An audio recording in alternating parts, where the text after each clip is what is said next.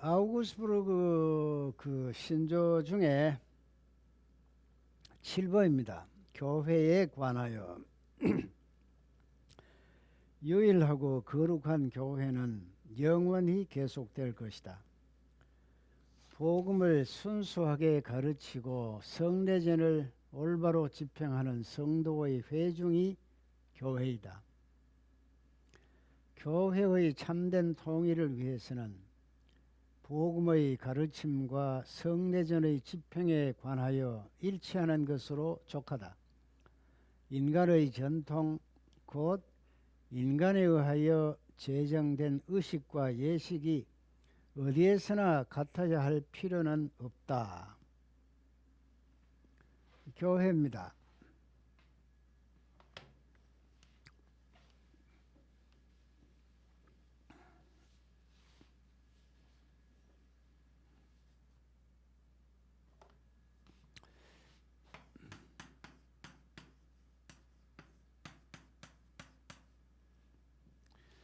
켈빈은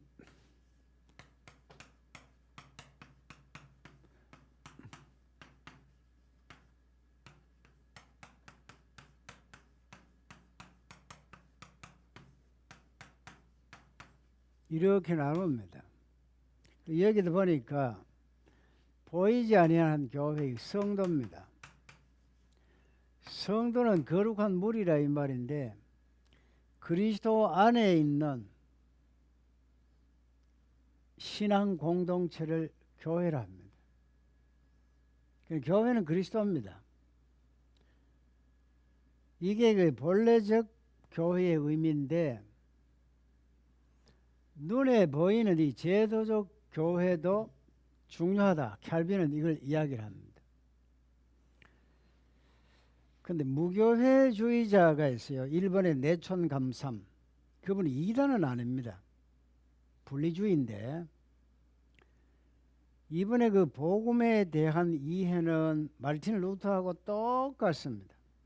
성경관도 같은데 또 이분들은 그 실천을 굉장히 강조를 합니다.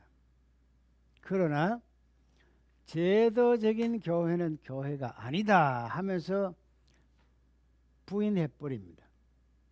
그런데 부인하면서도 이 사람들 가만히 보면 제가 그 모임에 그 옛날에 참석해 봤거든요.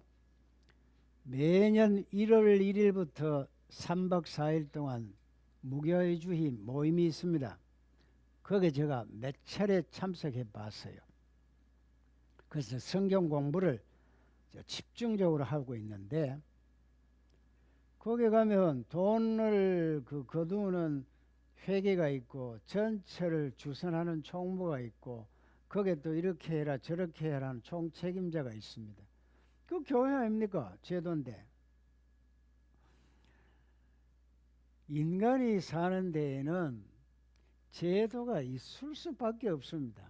그 자기들이 이제 하는 그거는 교회 아니라 그러고 이 교회 건물을 지가 모여가지고 하는 이런 모든 것은 가시적 교회인데 교회를 인정할 수 없다 해놓고 자기들은 그 역시 곧 조그만한 제도적 교회인 건 틀림없거든요.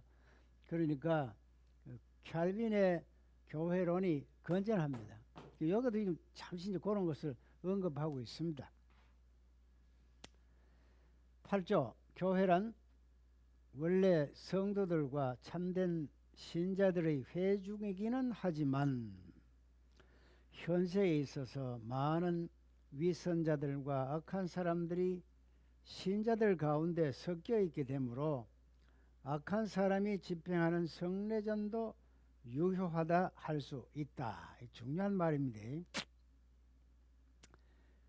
서기관들과 바리새인들이 모세의 자리에 앉았으니 라고 그리스도께서 말씀하신 대로 성례전과 하나님의 말씀은 비록 악한 사람들에 의하여 주어진다 할지라도 효과는 있다. 그리스도께서 친히 제정하시고 명령하신 것이므로 그것을 제공하는 사람의 가치에 따라 효과 있게 될 수는 없다. 우리 교회는 도나투스파와 이 유형의 사람들을 정죄한다. 이들은 교회에 악한 사람들의 교직을 허용하는 것이 합당하지 않다고 주장하였으며, 또한 악한 사람들의 교직은 무익하고 전혀 무효한 것이라고 생각한다.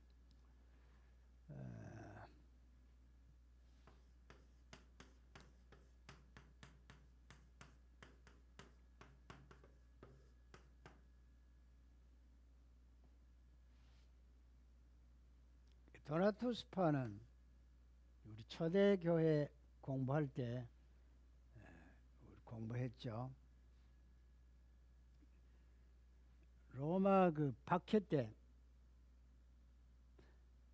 여기에 아부해버리고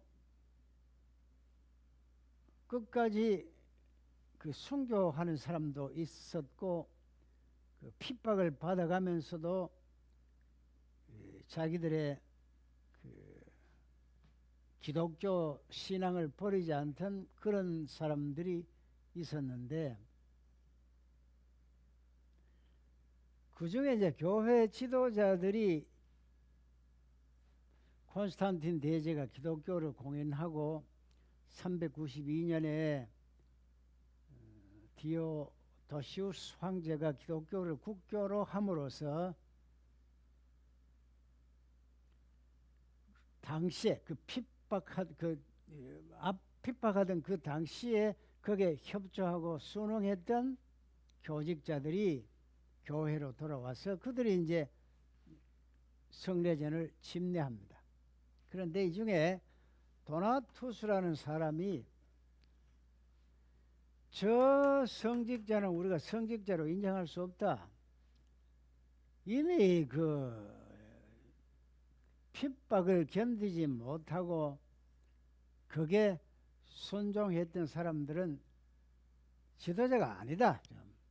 말하자면 요즘 말하자면 목사도 아니다. 목사를 인정할 수 없다. 이제 그런 것이죠. 그래서 이분들이 집례하는 성례전은 무효다. 이렇게 주장한 것이 이제 도나투스파들입니다. 그래서 지금 여기에 이 신조에 있어서는 사람을 보지 말고 이 권위성은 성령께서 주신 것이기 때문에 어느 누구라도 이미 인정한 교직에 대해서는 이 집례를 행하는 동안에 성령의 역사에 의해서 혈액이 발생한다. 이런 주장입니다. 참 그때 그 주장이 오늘날까지 유효합니다. 세례에 관하여, 세례는 구원을 위하여 필요하며 세례를 통하여 하나님의 은총이 인간에게 주어진다. 그리고 아이들도 세례를 받아야 한다. 세례를 통하여 하나님께 바쳐진 아이들은 하나님의 은총 가운데 참여하게 된다. 우리 교회는 유아 세례를 거부하고 유아들은 세례 없이 구원을 받는다고 하는 제세례파 사람들을 배격한다. 세례가 나옵니다.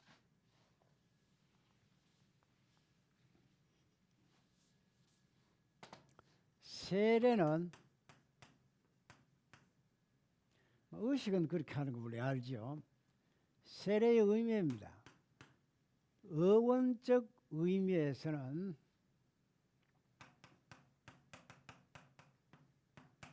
덮다 이런 의미입니다. 혹은 혼인하다,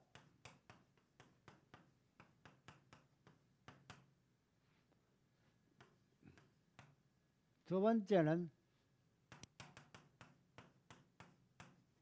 피클이라는 의미를 갖고 있습니다. 첫째, 우리가 이제 보통 생각할 때 세례는 물에 푹 담금으로써 죄 사함 받고 다시 건져 올림으로써 새 사람이 된다. 그 전체적인 의미는 그러합니다. 그런데 이것이 어원적 의미에서는 더 깊은 뜻을 갖고 있기 때문에 이 기회에 이걸 한번 말씀드립니다. 덥답니다. 이거는 이제 저 구약에 가면 노아 방주 때 물로 심판하지요. 그 다음에 이제 무지개를 가지고 무지개를 가지고 탁 덮잖아요. 다시는 하나님의 그 저주가 임하지 않는다 하는 거, 덮는다. 무지개로 덮는다는 겁니다. 하나님의 진노가 더 이상 오지 않도록 십자가 피로 덮는다는 그런 의미를 갖고 있습니다. 그 다음에 보아스의 며느리 루시죠. 자기 고향으로 안 갑니까? 그 가면은 보아스가 나옵니다. 보아스가 이제 이삭을 줍는 그 철에 밤에 들판에서 텐트 안에 이불을 이렇게 덮습니다. 나오미가 자기 며느리 루시에게 예약 화장을 해가지고 보아스의 발치에 들어가라고 시킵니다. 그 시어머니의 말씀대로 화장을 하고 그 발치에 들어갑니다. 발치에 들어가서 이불 속에 살짝 들어갑니다. 밤에 뭐 여인이 옆에 있잖아요. 그래서 그 보아스가 얼굴은 보지 않고 옆에 여인이 있으니까 이불을 덮습니다. 혼인합니다. 이런 의미를 갖고 있어요. 이거는 신약에 와서 예수 그리스도는 성도의 신부 되시고 우리가 신부되고 신랑 됩니다. 신랑 대신 예수 이렇게 나오잖아요. 계시록에 가면 그런 의미를 갖습니다. 결혼하다, 덮다는 죄를 덮다라는 의미도 있고 혼인하다, 이 혼인하다는 하나되다의 의미를 갖습니다. 피클은 오이 물에 팍 끓여가 쪄버립니다. 집안에 가지고는 소금에 콱 절입니다. 모양은 오이인데 완전히 오이의 본질은 없어집니다. 세례는 우리가 인간적인 육적인 이것은 완전히 없어지고 이 모양은 그대로이지만은 영적인 인간으로 완전히 변해버립니다. 이것은 피클의 의미를 갖고 있습니다. 결국 뭐냐? 영적으로 그리스도 안에서 피클이 된다. 아주 신비한 그런 의미를 갖고 있어요. 그래서 이건 하나되다, 주와 연합하다. 그러니까 우리가 그리스도 안에, 그리스도가 내 안에 하는 이 영적인 신비한 관계, 이것을 세례라고 한다. 굉장한 의미를 갖고 있습니다. 그러니까 이 세례라는 것은 하나님의 그 권위성을 인정해서 세운 교직자로 하여금 세례를 베풀 때에 유아도 마찬가지입니다. 이러한 의미가 하나님 쪽에서 크게 전가되기 때문에 이 세례는 그런 효과를 갖는다. 그리고 제세례파는 이 의식을 무시하고 또 유아 때 세례받은 이것은 무시해버리고 다시 세례를 베풀어야 한다는 제세례파는 용인하지 않는다, 배격한다 이렇게 되어 있어요. 10조 성만찬에 관하여 그리스도의 살과 피가 참으로 임재하며 성만찬을 받는 사람들에게 분배된다고 가르친다. 아울러 우리 교회는 이와 같이 가르치는 사람들의 주장을 거부한다. 자, 여기 이제 성만찬에 관하여인데 루터가 이제 이쪽에 루터한테 가서 찌빙글리가 그 멜랑티온에 가서 하나하나 참 점검을 받는데 이 부분을 이제 루터가 이렇게 수정을 해 줬습니다.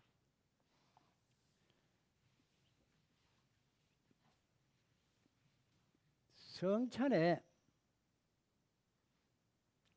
캐톨릭은 화채설입니다. 루터는 공제설입니다.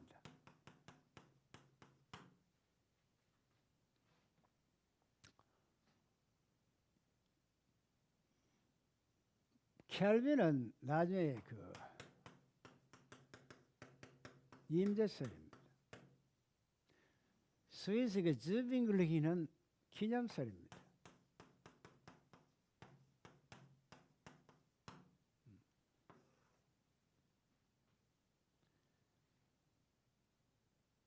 신부가 미사를 할 때 예수님의 살 하면서 떡을 주잖아요.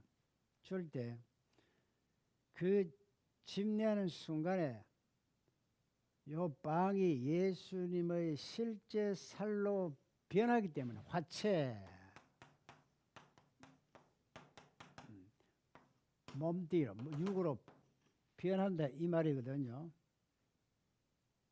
그러니까 이 거룩한 그리스도의 살을 감히 죄인된 우리가 만질 수 없다 이래가지고 신부, 그리스도의 대행자인 신부만이 그 살을 되어서 성도는 그저 입맛 딱 벌리고 있으면 이렇게 집어넣어 줍니다. 개신교 쪽은 그게 아니죠. 이제 받아가지고 먹을 수 있는데 그거는 나중에 이제 켈빈 쪽에 오면은 의식이 그렇게 변합니다. 화채설입니다.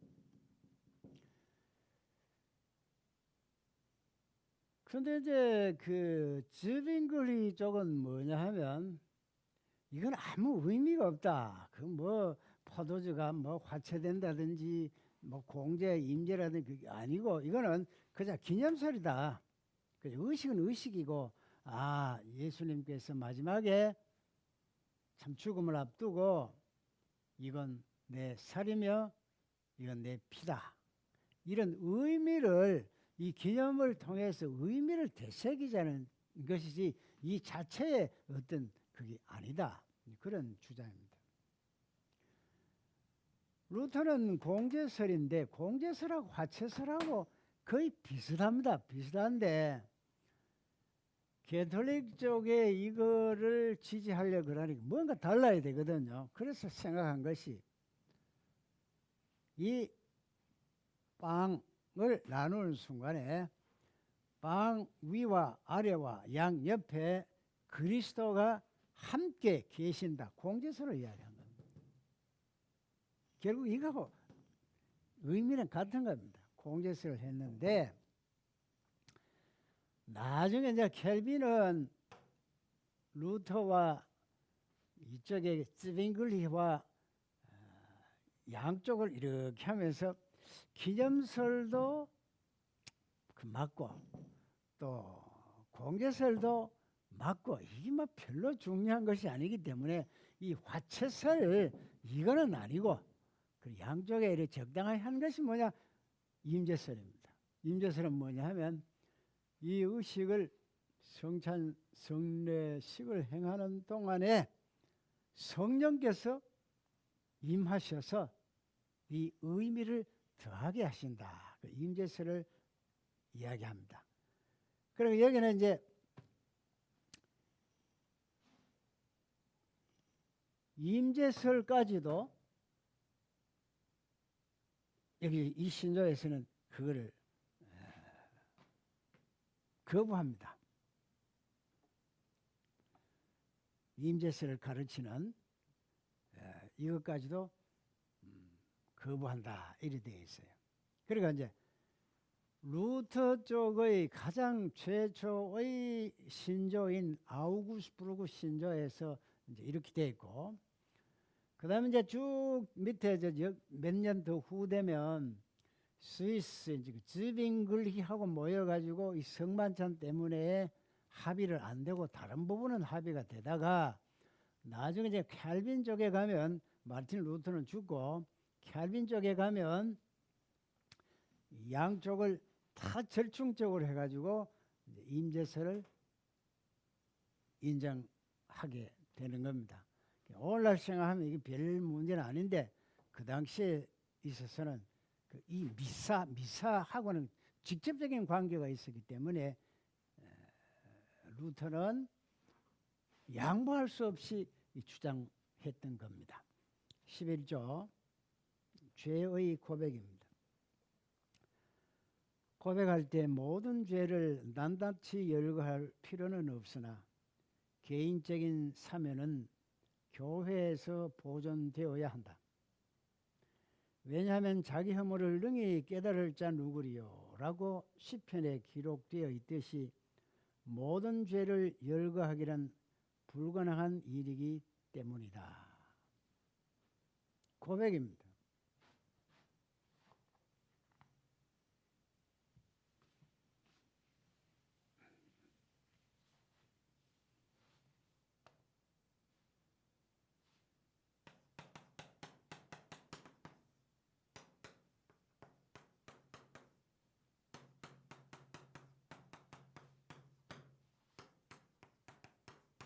카톨릭의 이제 이 과정을 밟습니다. 내가 이렇게 죄를 지었습니다. 고백하면 마음으로 이제 뉘우칩니다. 뉘우치고 나면 그 침례자 신부가 그런 너 죄를 그리스도 이름으로 사하노니 거기에 대한 대가로 이거 하라 하면서 그 보석을 하게 됩니다. 보석을 하고 난 뒤에 이거를 이제 확인하는 최종적인 과정이 이제 미사라는 과정을 거칩니다. 그런데 이제 우리는 이 부분을 고백, 회개 낱낱이 안 나누고 구원이 되려 그러면 회개하고 세례를 받고 이제 이 구원 이걸 보통 이야기하잖아요. 그 신앙의 단계를 고백 단계, 회개 단계, 보석 단계, 미사 단계 이렇게 하는데 이건 이제 7단계를 나누는 사람도 있고 9단계 나누는 사람도 있고 4단계를 나누는 사람이 있는데 이걸 하나 둘 이게 단계성이 있는 것이 아니고 일시성입니다. 동시에 이루어집니다. 구원의 사건이 동시에 회개할 마음을 인간 쪽에서 회개를 하면 하나님 쪽에서 은총이 머무는 것이 아니고 회개할 마음을 성령께서 주시기 때문에 결국은 좀 성령께서 하십니다. 동시서입니다. 마치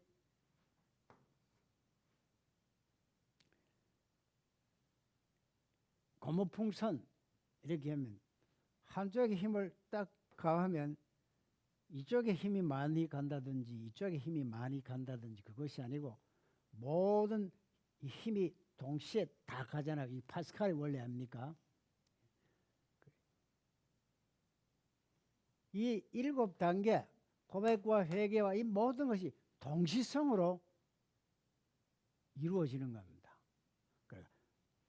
굳이 회개를 해야만 구원되기 때문에 회개 단계를 두고 구원 단계 이렇게 이야기하지만은 사실은 이것이 동시에 회개와 고백과 회개와 이 한복에 성령께서 역사하시기 때문에 일시성이다. 그래서 우리가 교회에 죄를 고백할 때에 일일이 하나하나 다 못합니다. 왜 다 기록합니까? 그래 이거는 일단은 다 고백 안 해도 하나님께서 능히 인간의 허물을 아시고 용서하신다.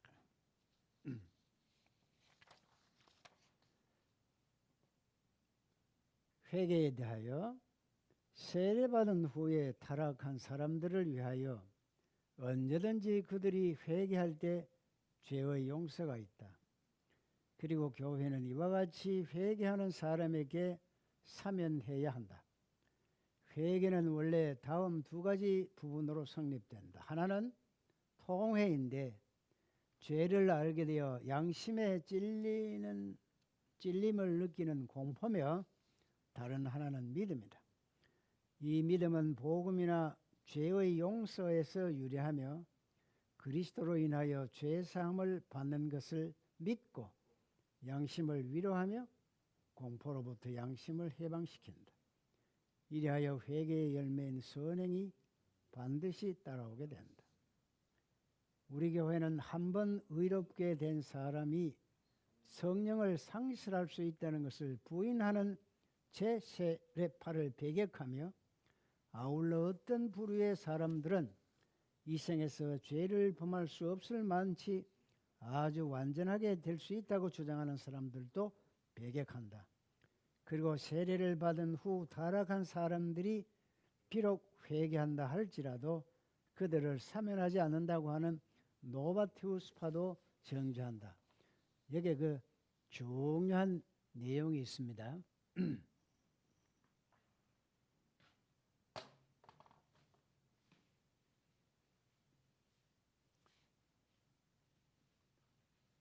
자, 한 번 이제 구원하는 사람이 구원에서 탈락되나 어쩌나 이제 그 문제입니다. 여기 두 파가 있어요. 두 주장이 있어요. 칼빈의 입장에서는 성도의 견인하는 것이 있어요. 이 칼빈의 반대 입장에 서는 사람이 알미니안입니다.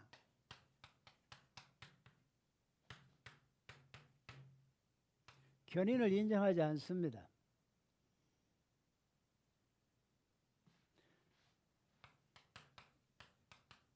자유의지에 의해서 이 은혜라는 것은 내가 믿고 싶다라는 마음을 가질 수 있는 자유를 하나님께서 주셨는데 그것이 은혜입니다. 제1은혜입니다.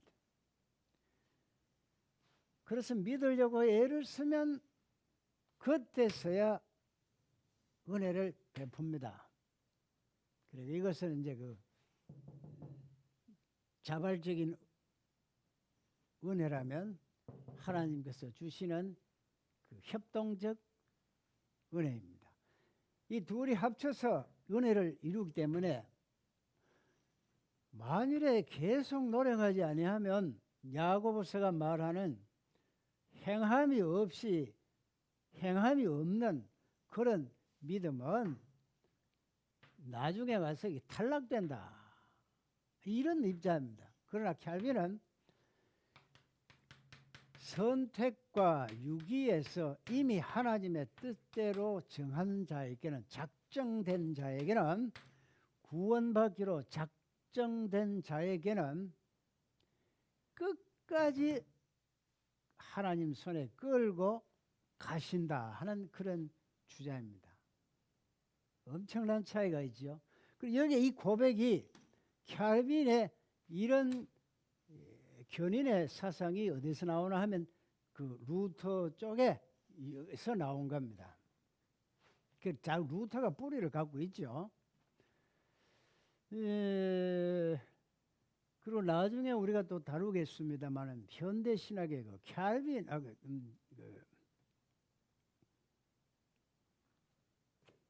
누굽니까? 칼바르트. 네.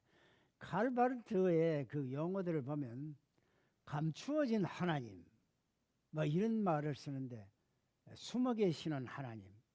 이 결국 그 마르틴 루터가 사용했던 용어들입니다. 그 루터에서 그 신앙을 그대로 배워서 이것이 맞다. 이래서 칼바르트가 나름대로 그 신학을 그 조직화했습니다. 그 현대 신학의 칼바르트는 그 개혁주의 중에 지금 우리 그 한국에서는 그 통합 측에 그 신학 칼바르트 신학을 쭉 이어가고 있죠. 결국 이 칼바르트도 보면 마르틴 루터의 그 뿌리를 두고 있다 하는 것을 알 수 있습니다.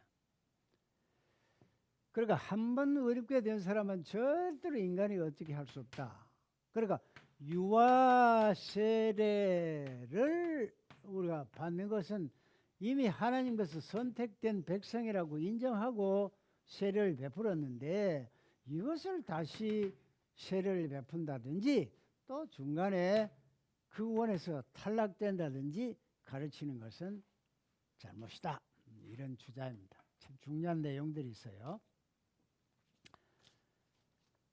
그 다음 교회의 직제에 관하여 우리 교회는 누구나 정식으로 부름을 받지 않은 사람이 아니면 아무도 교회에서 공적으로 가르치거나 성례전을 집행하지 못한다고 가르친다. 이게 중요합니다.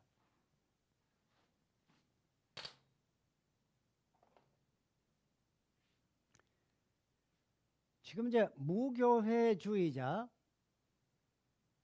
또 제자 훈련하면서 또 그 이상한 그 모임들이 있어요. 또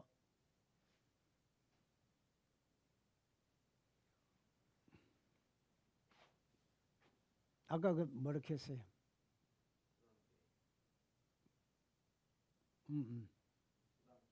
지방교회. 그 지방교회는 중국의 워치만 사사인데 그 워치만의 그 제자가 위트니스 리입니다. 위트니스 리의 그 파들이 생긴 것이 오늘날까지 그 지방교회라고 이렇게 되어 있는데 그러면 이제 목사 제도가 없거든요. 삑 둘러앉아가지고 일주일 동안 신앙생활 하면서 자기들이 이제 신앙 체험한 것을 돌아가면서 쭉 그 이야기를 하고 있습니다. 이게 이제 복음에 100% 어긋났다 이렇게 말할 수는 없는데 이 지금 전통적인 교회의 어떤 그 내려오는 그걸 부정하기 때문에 좀 위험합니다. 그럼 여기 지금 뭐냐면 교직제입니다. 교직이죠. 목사, 장로 뭐 이렇게 쭉 있죠. 이걸 무시하면 안 됩니다. 가시적 교회에서 이런 직제는 성령께서 인정하시고 이 직제를 통해서 하나님을 만날 수 있는 그 하나의 도구가 되는 겁니다. 중요합니다. 때문에 이 단위에서 아무나 설교할 수 없습니다. 그래서 정신적인 신학 교육을 받은 자, 그리고 신학 교육가 필요하고 신학교에서도 이단 쪽의 신학을 가르치는 학교도 있을 것이고 또 정상적인 신학 교육을 가르치는 신학교도 있을 것이고 그러니까 정상적으로 신학 교육을 받고 그리고 당신은 공부를 충실하게 과정을 마치고 목사로서 자격 있기 때문에 목사 자격을 준다 해서 그 우식을 행하고 이렇게 합니다. 그 중요한 겁니다. 그래서 이제 목사 안수를 받고 정식 목사의 자격을 갖고 이제 설교를 해야만 그 권위성을 성령께서 인정하시고 또 인간 그 교인들도 그 권위를 인정하는 겁니다. 이 조직이 필요합니다. 그러니까 니나는 할 것을 전부 다 설교한다고 하면 혼란이 옵니다. 안 됩니다. 또 아무나 성례전을 집행하라. 더 안 되죠. 15조 교회의 규정들에 관하여 특별한 성일과 축일 같은 것은 죄와는 관계없이 지킬 수 있으며 또한 교회 내의 평화와 좋은 질서를 유지하기 위하여 유익한 것은 지켜야 한다고 말한다. 그렇지만 이것들을 지키는 것이 마치 구원을 위하여 필요한 것처럼 여겨져 양심을 억압해서는 안 된다고 경고한다. 그리고 하나님을 달래며 그의 은총을 얻을 수 있도록 만들고 또한 죄를 보상하기 위하여 제정된 인간의 전통은 모두 복음과 믿음의 교리에 배치되는 것이라고 역시 경고한다. 그러므로 은총을 자력으로 얻어보려고 하는 것이나 죄를 보상하기 위하여 제정된 식물이나 특정일 같은 것에 관한 서약과 전통은 무용하며 복음에 배치되는 것이다.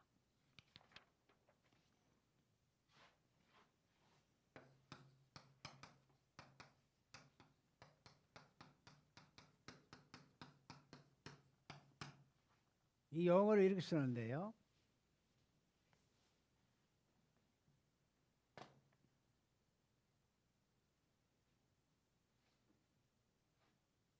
저는 참 어릴 때부터 교회를 다니고 지금까지 참 교회 여러 그 모습들을 보아왔습니다. 30대 젊은 나이에 장로가 돼가지고 쭉 지켜봤는데 목사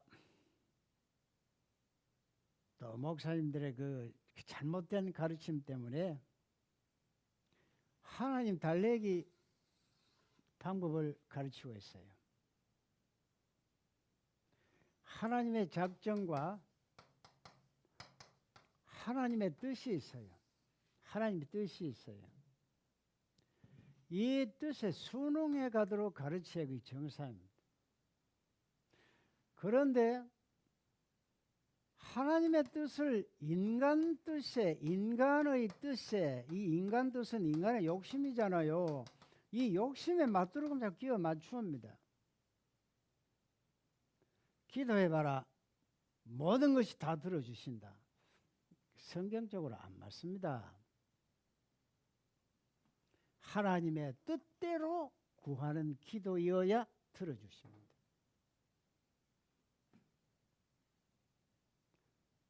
우리가 이렇게 잘 착하게 살고 이렇게 하면은 하나님 우리 잘 봐주지요. 하나님 달래기.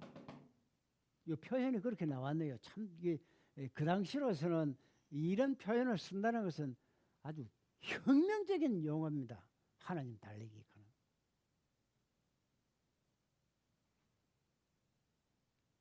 보세요.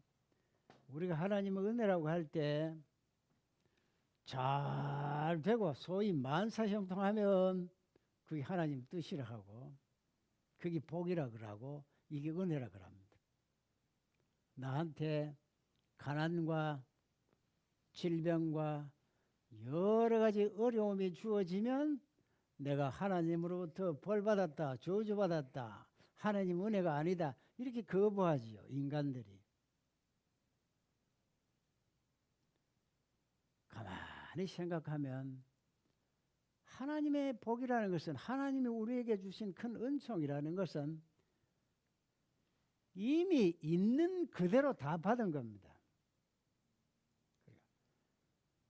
내 원하는 대로 꽉꽉 채워주시는 그 하나님이 아니고 하나님의 욕심대로 하나님의 뜻대로 우리에게 채워주시는 그 하나님을 믿어야 됩니다. 절대로 하나님 달래기 하면 안 됩니다.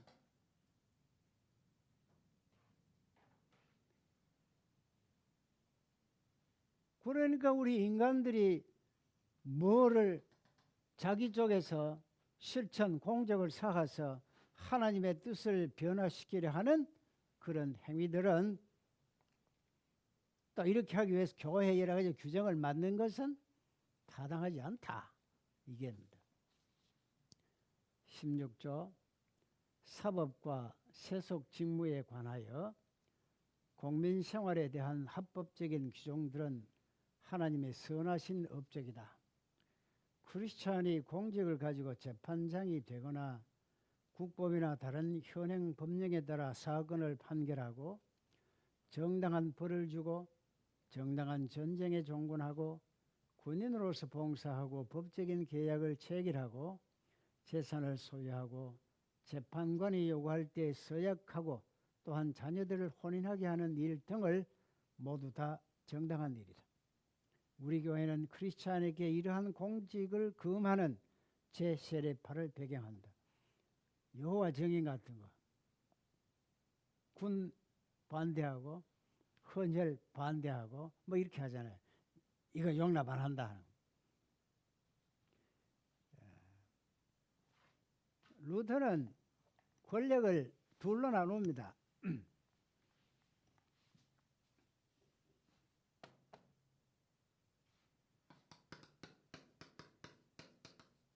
세속적 권위, 세속 정부하고 영적 권위,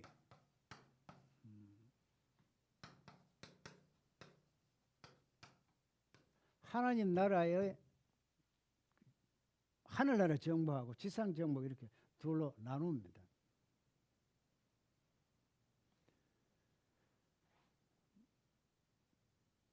그래서 크리스천은 이 세속적 권위에 대해서 순응하라는 겁니다.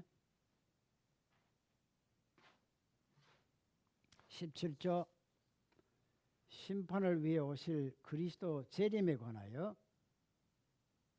그리스도께서 세상 끝날에 심판하시기 위하여 나타나셔서 모든 죽은 자들을 일으키실 것이다. 그는 경건하고 선택받은 자들에게는 영원한 생명과 기쁨을 주실 것이지만 불경건한 자들과 악마들에게는 끝없는 고통을 받도록 정죄하실 것이다. 우리 교회는 정죄받은 자들과 악마에 주어지는 징벌의 끝이 있을 것이라고 생각하는 제세례파 사람들을 배격한다. 그리고 우리는 죽은 자들이 부활하기 전에 경건한 자들이 세상 나라를 점유하고 불경건한 자들은 어디서나 억압당하리라고 하는 유대교적인 견해를 유포하는 사람들도 역시 정죄한다. 이게 재림 사상이 숨겨져 있어요.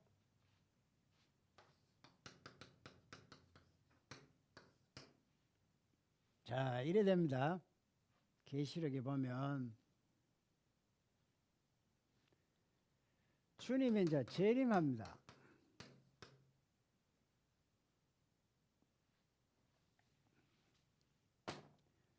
재림하면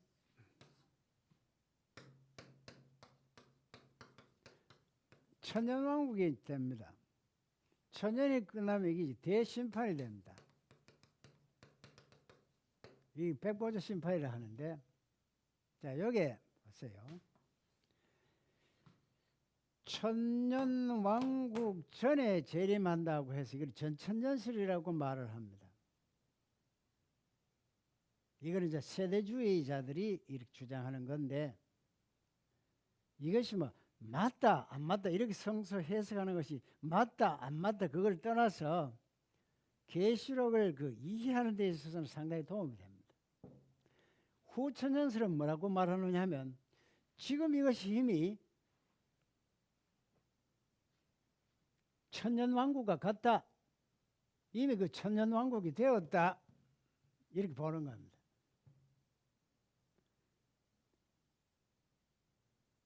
그러니까 이제 주님이 재림하면 이미 끝이 나버린다. 이게 이제 후천년설입니다.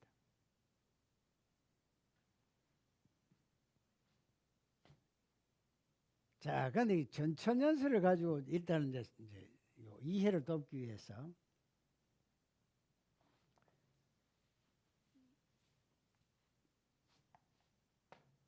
주님이 재림하시면 공중 재림하는 걸로 되어 있거든요.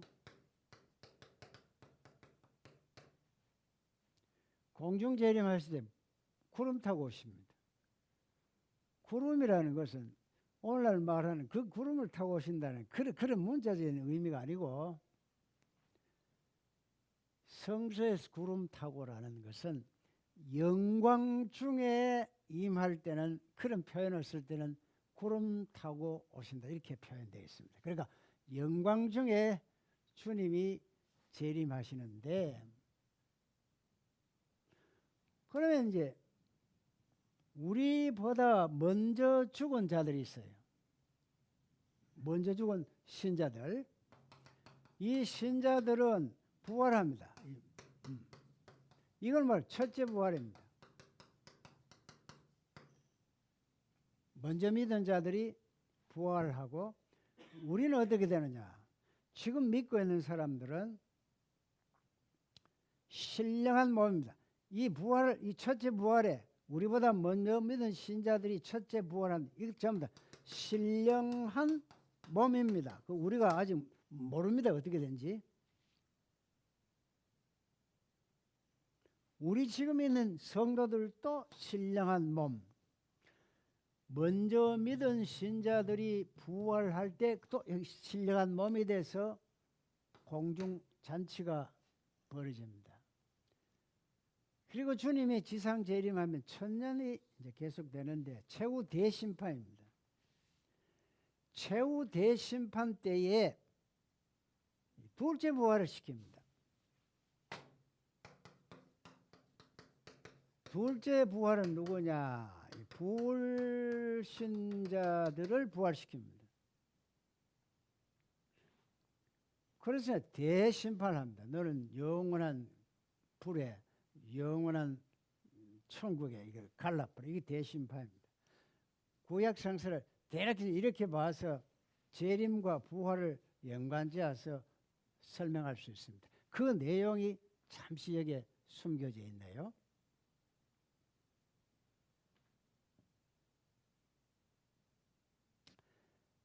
그 다음 18조 자유의지에 관하여 인간의 의지는 사회 정의를 택하고 이성이 파악할 수 있는 일들을 행할 수 있는 자유를 어느 정도 가졌다고 본다. 그러나 인간의 의지는 성령이 없이는 결코 하나님의 의, 곧 영적인 의를 행할 능력을 가지지 못한다. 왜냐하면 자연인은 하나님의 영적인 일을 파악하지 못하기 때문이다. 하나님의 의는 말씀을 통하여 성령을 받을 때 마음속에 이루어지는 것이다. 어거스틴은 다음과 같이 말한다. 모든 사람은 이성의 판단 기능인 자유의지를 가지고 있다는 것을 인정한다. 그러나 그것으로 할 수 있는 모든 일들은 이 세상에 관계된 일이지 하나님에 관계된 일을 할 수 있는 것은 하나님의 의지가 없이는 안 된다. 우리 교회는 펠라기우스파 및 그 유사한 파들을 정죄한다.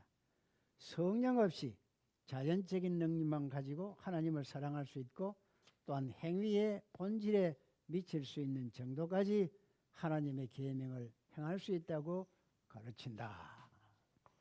자, 이건 아까 이제 자유의지에 대해서 이야기했기 때문에 뭐 더 이상 이야기할 필요 없죠. 자유의지입니다. 이 자유의지는 이 세상의 그 생활을 지금 말하는 게 아닙니다. 구원과 연관지었을 때 인간이 믿고 안 믿고에 따라서 구원을 한다. 그건 아니라 이 말이죠. 인간은 믿을 수가 없어요. 성령의 도우심 없이는 절대로 믿을 수 없습니다. 또 성령의 도우심 없이는 모릅니다. 그래서 자유의지를 이야기하면 인간의 그 이성적인 것을 말할 수 있는데 이성을 가지고 하나님을 알 수 있다 하는 것은 일반 계시입니다. 이성 가지고는 하나님을 절대로 알 수 없습니다. 창조 과학하는 사람들이 하나님이 이 세상을 창조했다고 아무리 이성적으로 과학적으로 설명을 잘한다고 해서 하나님을 정확하게 해석한 건 아닙니다. 그건 뭐냐? 성령의 도움 없이는 성령의 빛이 아니고는 하나님을 옳게 알 수 없습니다. 이걸 특별계시라 합니다. 그러니까 루터란 쪽에서 특별계시를 강조를 하고 있습니다. 50분 됐죠? 네?